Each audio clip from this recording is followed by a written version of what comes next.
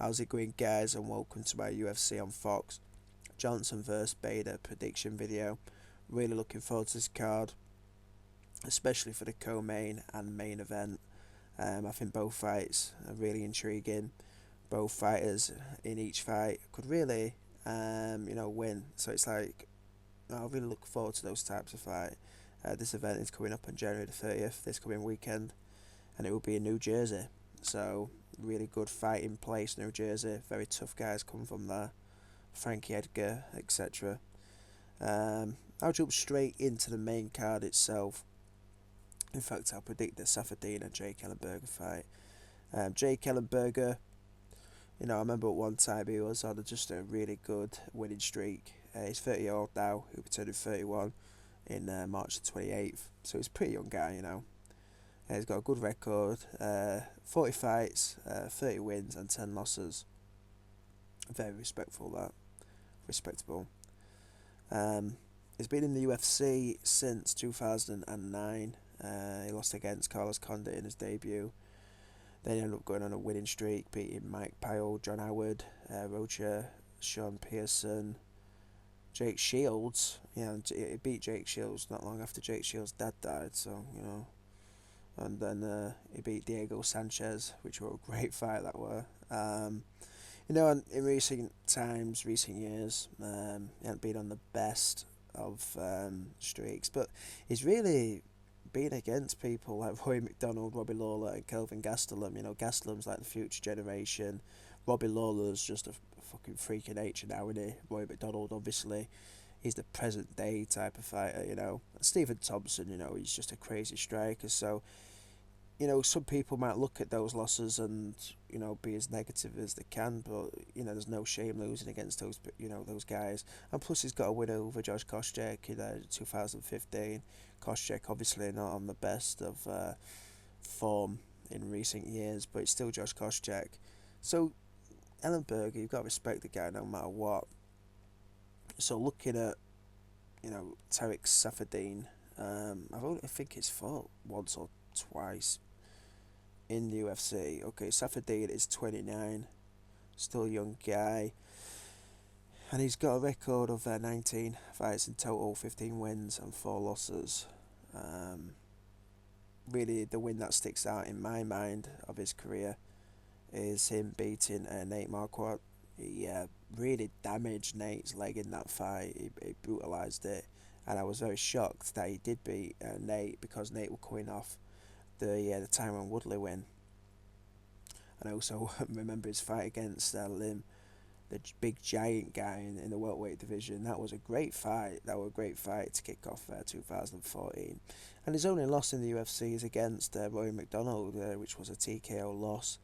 No shame in that. So he's going into the fight against Jake Ellenberger. Both guys need a win. I'm going to go with Jake Ellenberger. I just think he's going to take him down. If he stands up with Safadine, it's just not the best idea in the world, is it? So I'm going to go with Jake Ellenberger. I think he'll get in there, get in close, take him down, and out wrestle him. Onto the main card, Sage Northcutt against Brian Barberina. I've never really heard of Brian Barberina, but I've heard of Sage Northcutt. Everybody's, not everybody's talking about him, but you go on most MMA sites these days, you see something about Sage, especially when he's fighting. And he's 19-year-old. He'll be 20 this year. 6 foot, which is pretty tall for a lightweight fighter. And he's got a clean record of 7 wins out of 7. So well done to him. Purple belt in jiu-jitsu. So he's still learning, the guy, or the kid. Actually, I call him a man. He's a man now, He's got the rest of the future in front of him. He's got a bright future, put it that way. So in his last fight against Cody Pfister, I didn't really like one of the rounds. There was something like they stood the fight up. I don't know which referee it were now. They stood the fight up, and Cody was in control of Sage.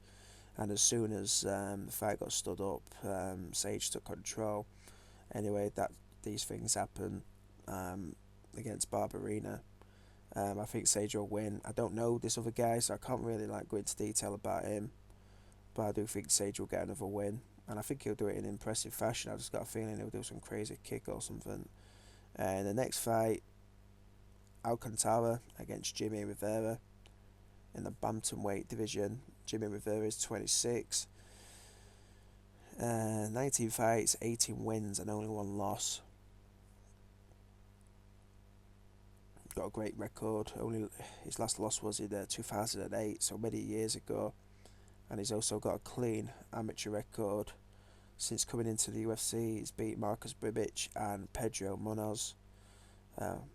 Marcus Brimic, I've got a lot of respect for that guy. I was actually pretty upset when they released him in the UFC. And he's against Alcantara. And he is 35 years old. 40 fights under the belt, 33 wins, 6 losses. Okay, he's got a decent record in the UFC. He's been fighting in the UFC since 2011. He's only lost against Hakaran Diaz, Faber and Frankie Saenz. So he's got a good solid record. Really, to be honest with you, these guys haven't really gone out of my way to watch their fights. But I will go with Jimmy Rivera. In the co-main event of the evening, Josh Barnett against Ben Rothwell. Really looking forward to this. Ben Rothwell is he's had a resurgence, it's fair to say. Still only 34-year-old, and he's been around for a long time. Ben Rothwell, 6'4", and he weighs in all the time at the limit of the heavyweight division, 265, 79-inch reach, which is huge. Yeah, he's got a kickboxing record as well. That's pretty cool. But he's had 44 MMA fights, 35 wins, and 9 losses. Okay, so I'm really going to talk about the recent years. But yeah, he's got a win against Roy Nelson. I didn't know he beat Roy Nelson in the IFL. Really impressive. Beat Rico Rodriguez, who is an ex UFC heavyweight champion. He's from the earlier days at UFC though. So coming into the UFC, he made his debut against Cain Velasquez at UFC 104.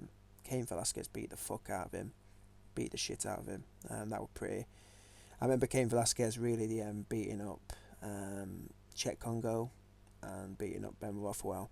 And I remember thinking, God, this Cain Velasquez is just on another level. He's taking these heavyweights and dragging them into deep water, and they ain't got a clue what to do because they get out of breath after throwing 5 punches, and Cain's there. So it's a pity that Cain Velasquez is going through all these injury problems, because he could be so good if his body could hold up through a training camp or whatever training he's doing. Anyway, I'm getting a bit off topic there, but yeah, he's beat Gilbert Ivel, lost against Mark Hunt. That was a crazy fight at altitude. I remember that they were both exhausted. Beat Brendan Schaub in a pretty brutal KO.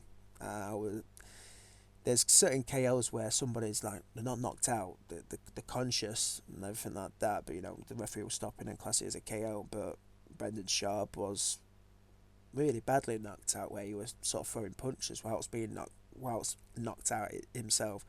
I don't like watching that sort of stuff. But right, guys, I stopped recording the video as I seen something on the TV, and it literally made me laugh hysterically. I couldn't stop laughing for like a minute or something like that.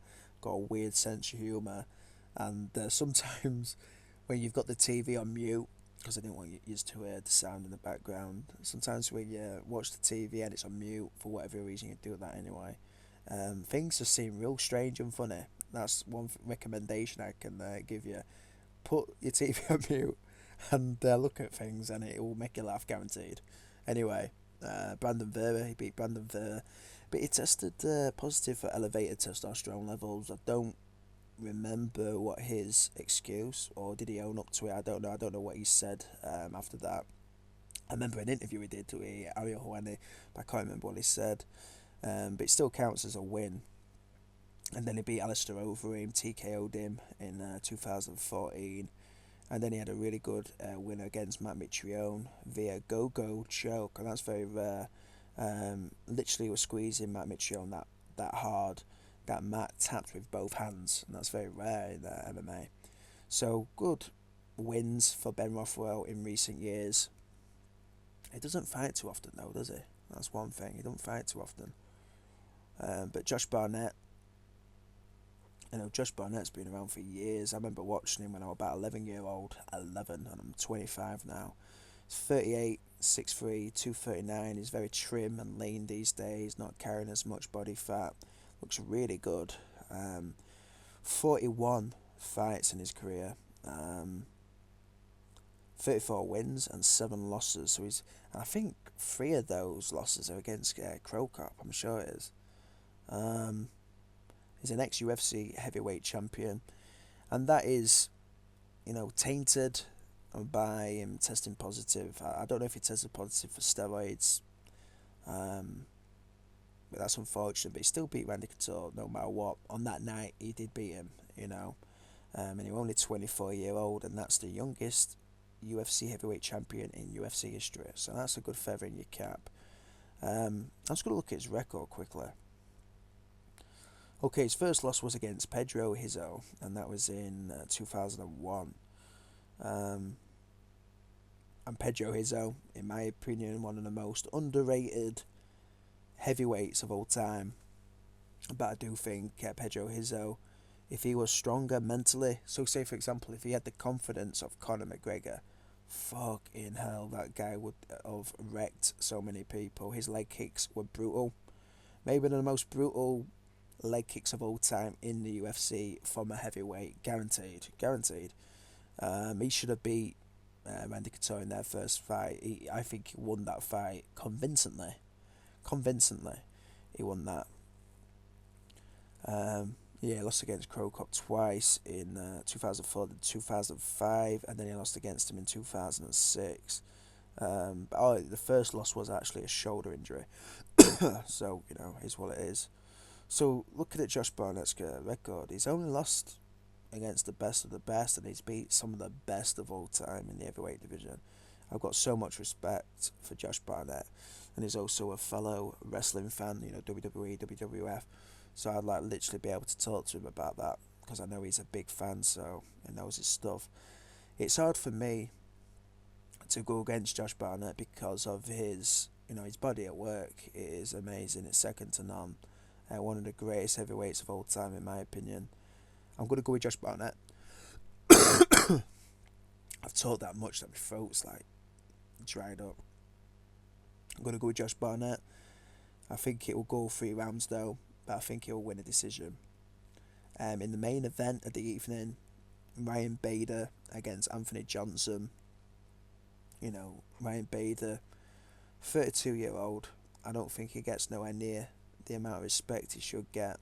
I think that is really down to him outside of the cage. I think he's a quiet guy, he's a respectful guy, and obviously in the fight promotion business, whether it's in boxing, kickboxing or MMA, if you're a chilled out guy, most of the time you really won't get much of a fan base, or you won't want people watching your fights. You won't get that many people like, oh, Ryan Bader, oh my god, he's fighting. But when someone like Conor McGregor, who is over the top a little bit, maybe very charismatic, and people are just hyped up, he could be fighting a fucking walking stick or a sweeping brush, and people would want to watch Conor McGregor get in there. It just is what it is. Ryan Bader has had 24 fights, 20 wins and 4 losses, and he's on a great winning streak at the moment, beating Anthony Perosh, who's just recently retired. Anthony Perosh as well, so happy retirement to Anthony Perosh. He beat Cavalcante, who is an ex Strikeforce champion, beat OSP, Phil Davis and Evans. So there's some great names in your win bracket. Nonetheless, he's on a great winning streak. And then there's Anthony Johnson, 31-year-old, 6'2", 25 mixed martial arts fights, 20 wins and 5 losses. Since coming into the UFC, he's beat Phil Davis, Little Nog, Alexander Gustafsson in Sweden. Lost against Cormier in the light heavyweight championship fight. And I'm not making up excuses for Johnson, but it couldn't have been ideal having a short notice fight against Cormier, because really, for someone like Cormier, you would need to have an extensive training camp with wrestling, you know. So it's a little bit different with John Jones. I think John Jones is that crazy. He would stand and bang with Johnson. If you look at John Jones's record over the years, he literally beats people with their strength. And that's the thing about John Jones. That guy's fucking spooky. Best fight of all time in my mind. I can't wait to see him back. So he lost against Cormier, and then he beat my fellow countryman Jimmy Manuel. So he's done great. And look at that, right? He beat Andrei Arlovsky in a heavyweight bout. Anthony Johnson used to fight at welterweight. Wrap your head around that. That is crazy. The thought of him cutting weight to make welterweight just makes all my internal organs ache. You know, it literally does. It's crazy. He's a huge guy. He's got big shoulders, big arms, a big head. You know, the thought of him getting down to 170, I didn't know how he did that. That's just crazy willpower. I know he missed weight quite a lot at times, but for him to even attempt that shows you how mentally strong he is. So, Anthony Johnson and Bader, my prediction. I'm 50-50 on this, but it's a 5-round fight, so I'm going to give you my opinion. The first 2 rounds, that's for Johnson. If Johnson can land his kicks, his punches, his combos against the cage, you know, just a brutal barrage of punches, he'll stop Ryan Bader, because Ryan Bader's been stopped before. But if Bader can fight smart, and his striking is a lot better, it's improved so much. If he can fight smart and pressurise Johnson, he might take it over 5 rounds. But if I had to, someone give me £1,000 right now and says you got a bet on one of them,